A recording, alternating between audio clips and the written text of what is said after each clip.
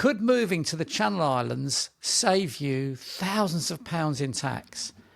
I just spent a week in the Channel Islands with my wife, and while we were there, I discovered something fascinating. These islands have one of the most attractive tax systems in Europe. In fact, moving there could save you a fortune compared to living in the UK. So while most tourists go to the beaches, I dug into the tax rules, and here's what I found.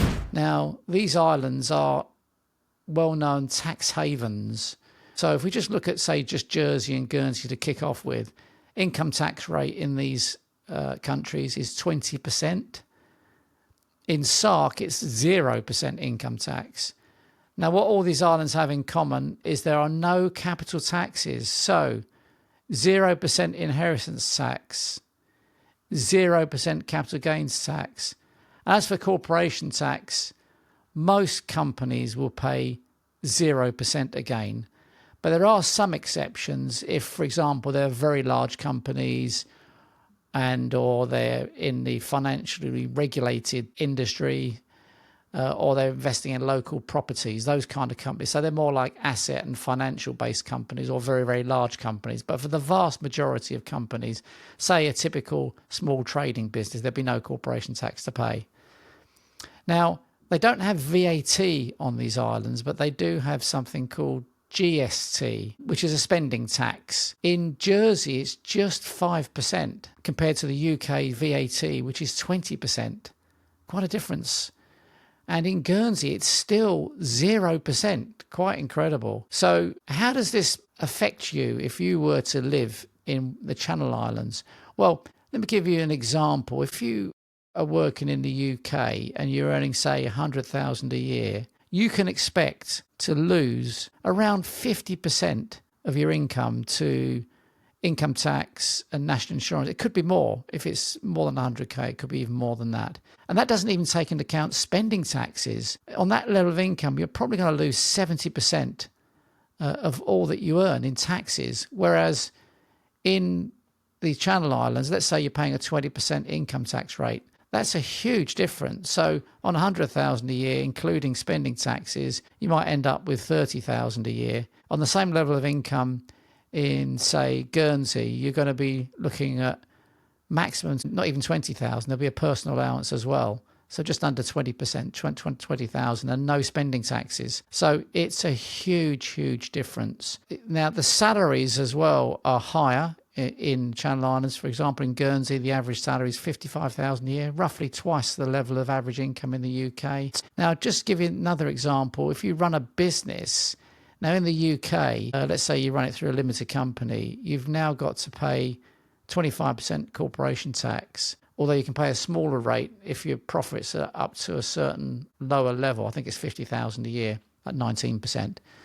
So not too bad for a smaller business, but 25% a year for a larger business, doesn't have to be that large, is quite a drain. Whereas in the Channel Islands, you're looking at, for most businesses, 0%. So that's a huge, huge difference.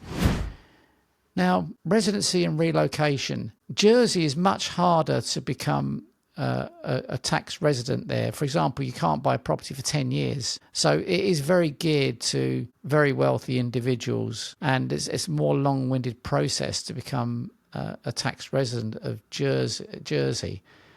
But in Guernsey, it's much simpler. What you do in Guernsey is if you rent or buy a property in what's called the open market as opposed to the local market. The open market is properties for people that are newly emigrating to Guernsey. There's a much more limited supply of those properties. They're more expensive than local market properties, which is most of the market, which the locals own. But nonetheless, it's a very fast route to become tax resident in Guernsey. You either rent a property in the open market or buy a property there. That's quite interesting, I find. Much simpler and cheaper than many of these so-called citizenship schemes when you emigrate. Sark system is incredibly simple. As I mentioned earlier, there's virtually no taxes in Sark, virtually no government. I know an individual who lives in Sark, and he has a nice house and he pays £5,000 a year in tax, and he says he's one of the highest taxpayers in Sark. Compare that to the 100,000 a year income in the UK I gave you the example of earlier, where you're probably going to lose 50 to 70% of your income with a combination of direct and indirect taxes. It's quite incredible the difference it makes. There are, in fact, 7 Channel Islands. I thought there were only 5, which is made up of Jersey and then Guernsey. Now, Jersey is the most cosmopolitan of the islands. They don't have big populations. The biggest island, Jersey, has just over 100,000 occupants. Guernsey, just over 60,000. So the combined populations of all 7 islands is 171,000. One of the things I like about the Channel Islands is that they will appeal to a libertarian like me. In other words, libertarian doesn't like or doesn't want any government or any taxes. So zero government, zero taxes. Now, the chances of achieving that is pretty remote, although Sark comes very close to that. Sark is an island where there are no taxes to pay apart from some very small ones, one of which is a property tax, but there's virtually no taxes apart from that. And there's virtually no government. There's only 3 part-time administrators, I would call them, on that island, because it's an island of only 450 people, and they're unpaid. So it's quite a quirky little place. The other thing I found interesting, although they still have government, what I do like about these islands, they have no political parties. All the MPs are independent. So if you like, it's a bit like having a coalition that we have occasionally in the UK, where parties have to work together. There's no parties, just individuals. In Jersey, there's 48 of these MPs. In Guernsey, a few less, 38. Interestingly, the locals still complain bitterly about government. I guess that's the same worldwide, really, isn't it? Although it didn't seem to me there was a lot for them to complain about, really, because it's got a lot of plus points, these Channel Islands.